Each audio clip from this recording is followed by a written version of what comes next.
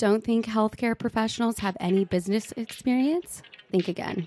No topic is off limits as we share tales from our brave hosts who will always tell it like it is. We are #NoFilterHealthcare. Here to guide you through your healthcare journey are your hosts, Taylor Dunn and Tamara Dhanda. We want to thank our sponsor, Uptime Health, the leading healthcare equipment and compliance management software company, for bringing this podcast to fruition. Visit uptimehealth.com to learn more.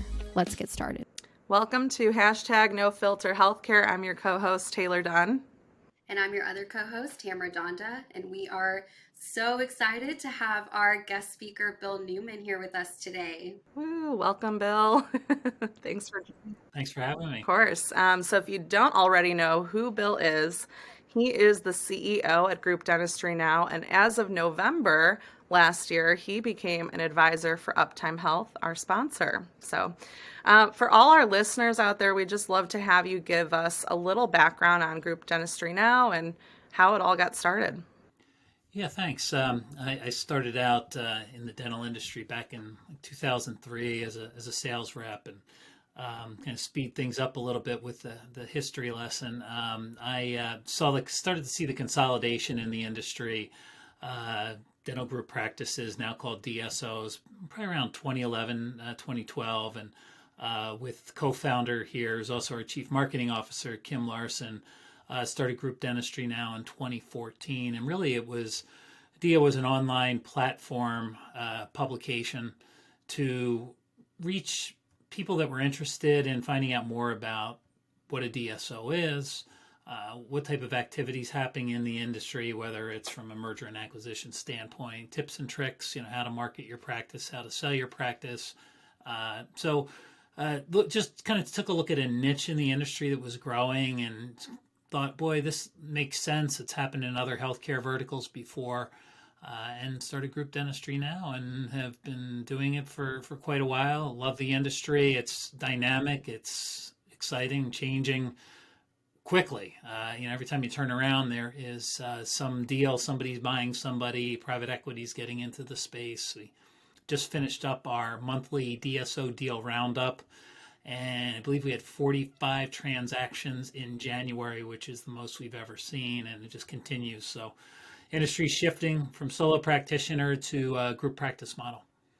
Yeah, that's great. I really appreciate the background, and it's been interesting for us, as many people are aware, Uptime Health, we originally started in the urgent care industry and then kind of shifted to dental over the last year. And we've just seen how this industry is growing and becoming more innovative. So it's been really great. But so let's get started with a little bit more into the actual title of the show. As you know, we're called #NoFilterHealthcare.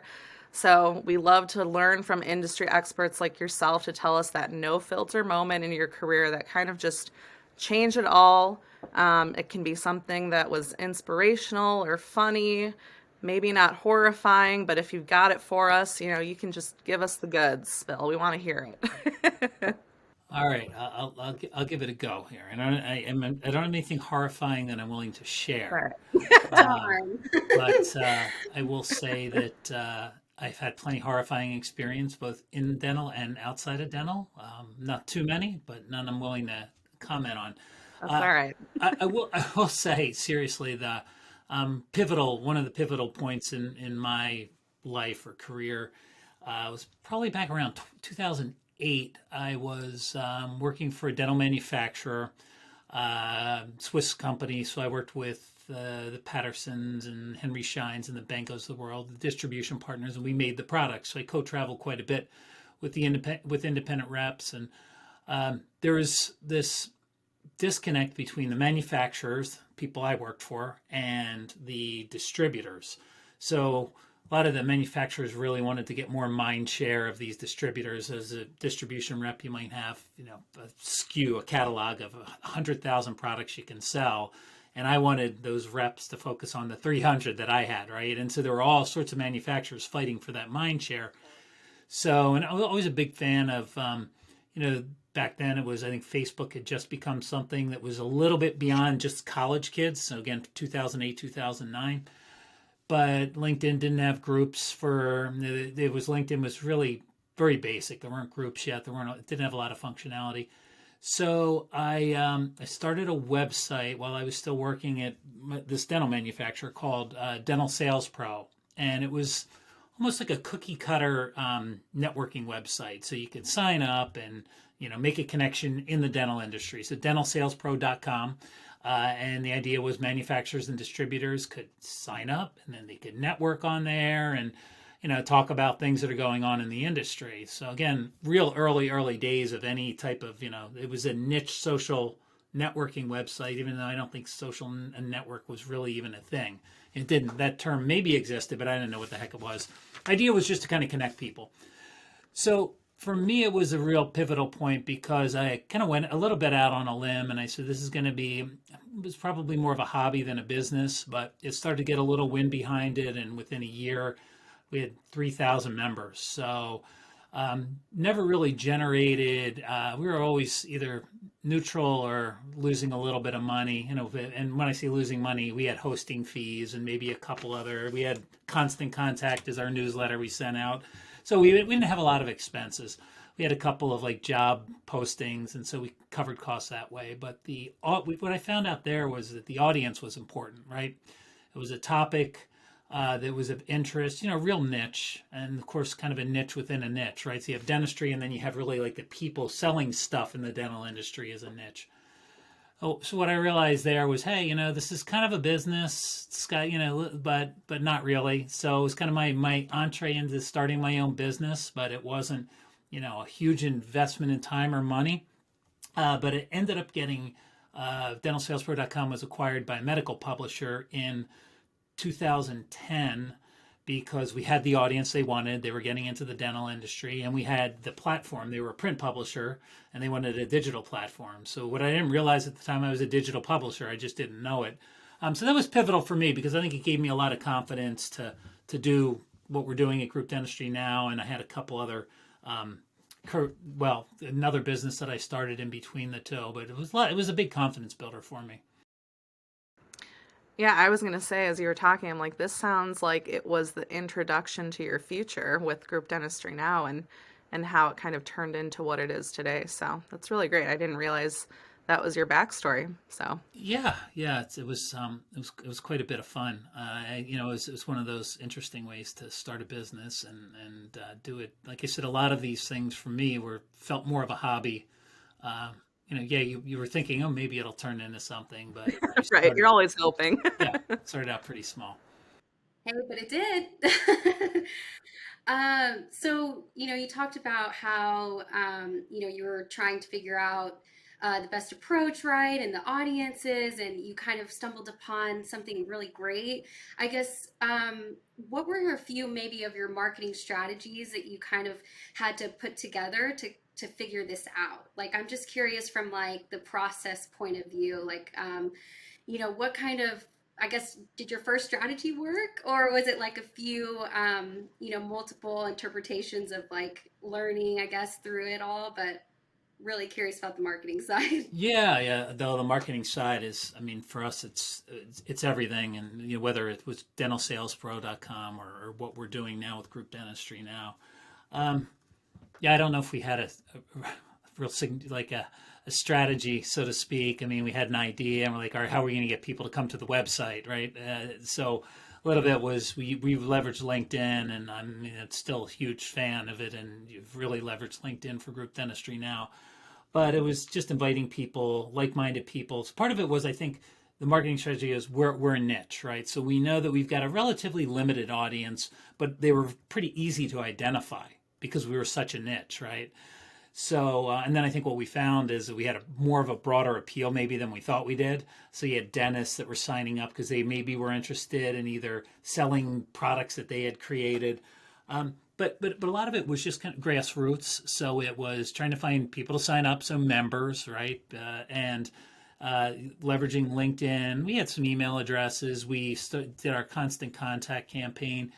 But I'm really a big fan with organic growth, so creating content. Like content, you hear the content's king thing, and content is king, but content is also a grind. Content, and so what you'll see, I think most businesses that want to try and get a following, right? Whether it's a social media following to get people to sign up for their e-newsletter and to eventually buy their thing or their stuff.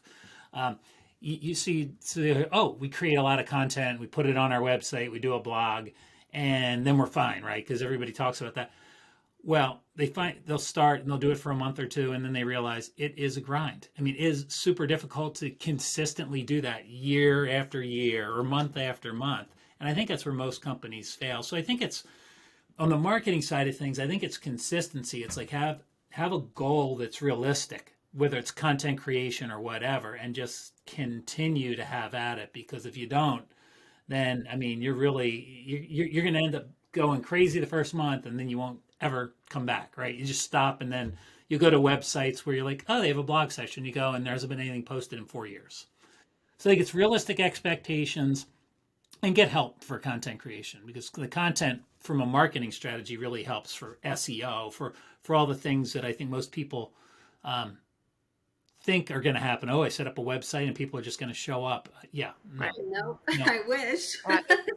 I feel like we all have endured that struggle of, if you're going to start the content, you need to stick with it. You can't just post one blog and be like, okay, I'll come back to it in 3 months. You better start being consistent with that content, and staying relevant within the industry is always such a challenge. But it also, I feel like for Tamara and I, it's eye-opening to just make sure you're staying on top of what's new and what people are interested in learning about. So yeah, it's really just being a resource, I think, because when people do stumble upon you and your website, they just want to learn more, about maybe something that is relevant to the industry or not. But either way, you're overall being that resource, which I feel like, Bill, you have done a great job at being, that kind of all-encompassing resource for anybody. So. Yep. Thank you. Yeah. It's the consistency, and it's easier now because we have momentum. We have people that'll contribute, but early days with group dentistry now, it was a real challenge because there was no DSO content out there. It just didn't exist. And so when we say early days, that was 2015. It wasn't that long ago, right? I mean, there was nothing. I mean, there was no DSOs weren't creating content. They didn't know how to market, or they didn't care to market themselves. So their marketing was at the practice level to get more patients to come to the practice, right? So it was patient marketing, facing marketing, but they didn't market their DSO to help find dentists that may want to work for them, or to help find docs that may want to sell their practices to them. And so the sophistication level in marketing, and Tamara's question about marketing, you can see it's really grown in the dental industry, and DSOs have become much, much more sophisticated with the way they market. Yeah, 100% agree. And to kind of loop back how you were talking about how things were back in 2015, how they've changed, and now how they are, if you were to really take the filter off here, and the last thing we're gonna ask you about on this episode is, for anyone that's trying or thinking about starting their own business in this industry, what is the best advice you can give them that's current to how things are now? Yeah, so I've learned some pretty some valuable lessons, and I don't necessarily know if they kind of follow the norm. You listen to you'll read a book, or you listen to somebody that started a has $1 billion company now, and they're like in the stratosphere talking about things you don't even understand. So I think it's good to vet your ideas, talk to people that in the industry and outside the industry, but you're going to have a lot of naysayers, and most of those people are going to say it's not going to work because of all these reasons. Half of them, 3/4 of them, never started their own business anyway. So they don't. Maybe it's not that they don't want you to succeed. I don't think they want you to fail, but you're not going to. You're failing by not even trying. So if that's what you want to do, you want to start your own business. I mean, I would take what anybody has to say with this much. So if you're not listening, a very little amount. If you're listening and not watching, very little amount of grain of salt, a small grain of salt. I think you just have to go with your feelings. Start something. You start it small, so your risk is limited. And I would also say, don't try and make anything perfect, because a lot of people, especially if you're a perfectionist, like, I just have to get this idea a little bit better. I have to do this, right. Just do it. Like, execute and figure it out afterward. Because again, people have great ideas. I know so many people, we all do, right? People have the idea people, and they never, ever get anything off the ground. Oh, I got this great idea. And you're like, yeah, it sounds like a great idea. And they never do anything. So I think And then it's they're just, kicking themselves when someone else did it. right. So it's like, just execute and then figure it out afterward. I'm not saying you just start something and but you don't have to plan. Just get a really good idea, go out and do it, and you'll figure it out. Yeah.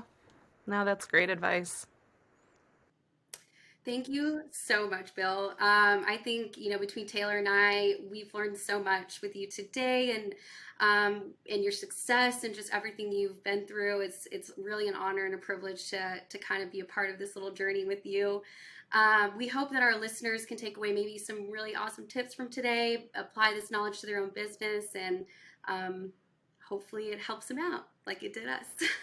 Yeah, no, this was really great, Bill, and I feel like I got to know you a little bit better.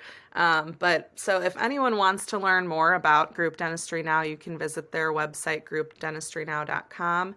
And please make sure that you subscribe to our podcast or comment below. We'd love to hear from you if you have any questions. Thanks, Bill.